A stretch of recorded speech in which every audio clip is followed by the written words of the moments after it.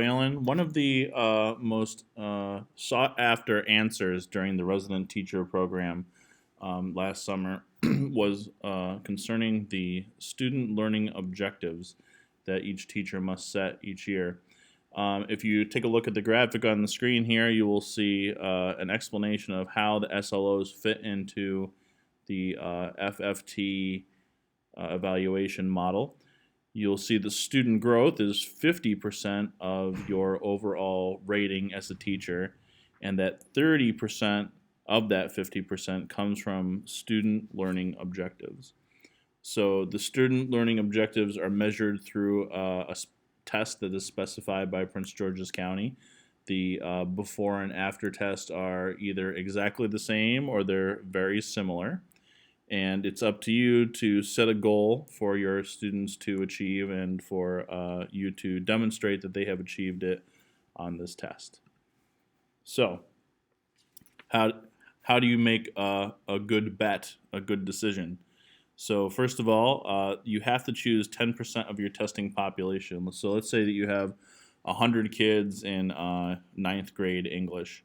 That means you need to select at least 10 for your SLO. However, if somebody moves away or they switch classes, then you no longer have your 10%. So everybody is advised, even though it's required that they do 10%, that they choose at least 20% of their testing population to ensure that they will have enough data to measure if they have met their goal.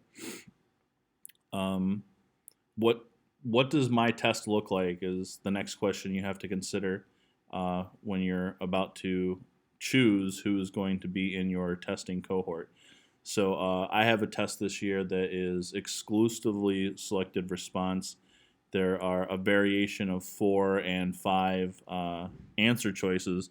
So that means that students have a 25 or 20% chance of getting the correct answer just randomly.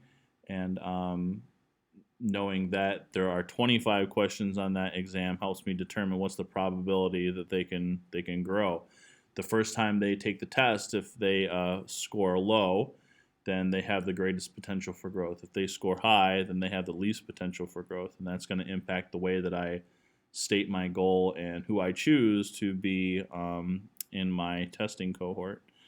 Same thing with a written response. If you have a rubric that has 3 or 4 divisions versus one that has 5 or 6, then it may change the threshold for growth. How easy is it to go from a 1 to a 3 on a 6-point scale versus a 1 to a 3 on a 4-point scale. It may be considerably more difficult to demonstrate that kind of growth. So when I'm selecting students, often people will think, well, you know what, I need to choose the students who will do the best the second time, so that must be the students who did the best the first time. Well, if you choose a cohort exclusively of high performers, then you have the least potential to show growth and the highest threshold to demonstrate that they did achieve it. So that's not always a winning strategy. Sometimes people will choose all the students in one class to simplify things. Well, if there's interruptions during the school year of how often that class meets or a change in schedule, then that could have a huge impact on your ability to reach your SLO goal by the time January and February rolls around.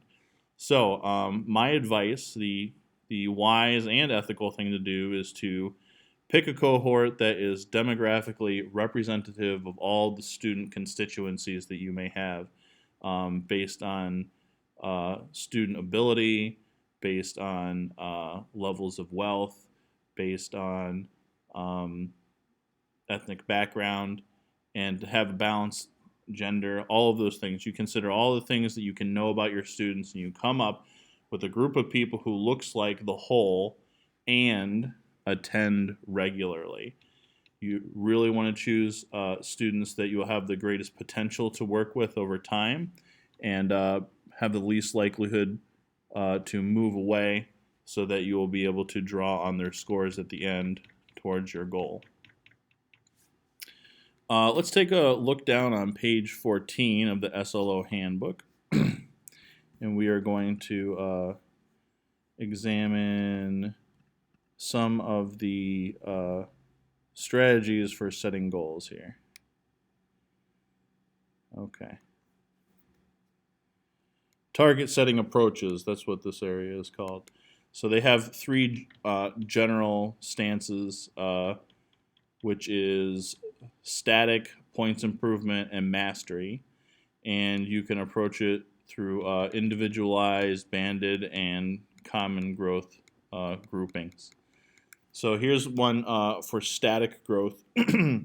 The percentage approach means that all students in the group are expected to grow by the same amount measured by a percentage of points. So you can see there is a 12% growth with John, a 8% growth with Keisha, and 12% growth with Tasha. Oh, I'm sorry, I misread that. It's 12% for everybody, right? So it's a common growth goal based by percentages. So this would probably work well if you have students in your cohort who scored, let's say, less than 50%. But if you had selected people who were in the 70s and 80%, and you were asking them to grow by 12%, then it might be difficult for everybody to reach that standard. So again, you have to make your choices based on what you think each student's ability in your cohort is to make that goal. If you want to do a high group and a low group, you can band them and give them a percentage of growth in the different bands to make. And you can also do it individualized and choose a goal for each student in particular. In any instance, your points ultimately are based on how many of your students that you identified reach the goal. So let's say that you chose 20 out of 100 to reach their goal, and 20 out of 100 made it. You would have 15 of your 30 points for one of your SLOs. If you got 80% of your students to pass, then you would have 12 points for your SLO. So even though you may choose 20% of your testing population, your goal doesn't have to be the entirety of your cohort. It can be a number smaller than 100% of those who you identify in that group. So you should consider how many people you want to actually achieve out of those that you'll be measuring.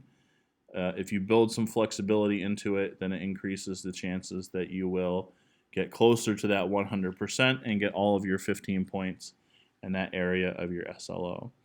So I'm going to post this video with the link to the SLO handbook in the comments so that you can click on it and see this document.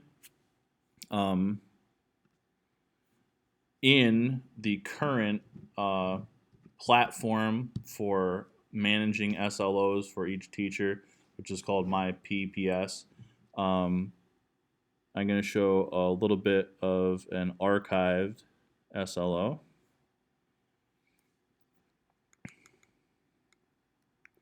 So the first thing you do is a data review and sign a non-disclosure agreement. Basically, you're promising that you won't help any students to pass the test, the pre-test and the post-test in an unethical way, and that you won't share the test so that they could help themselves, if you will.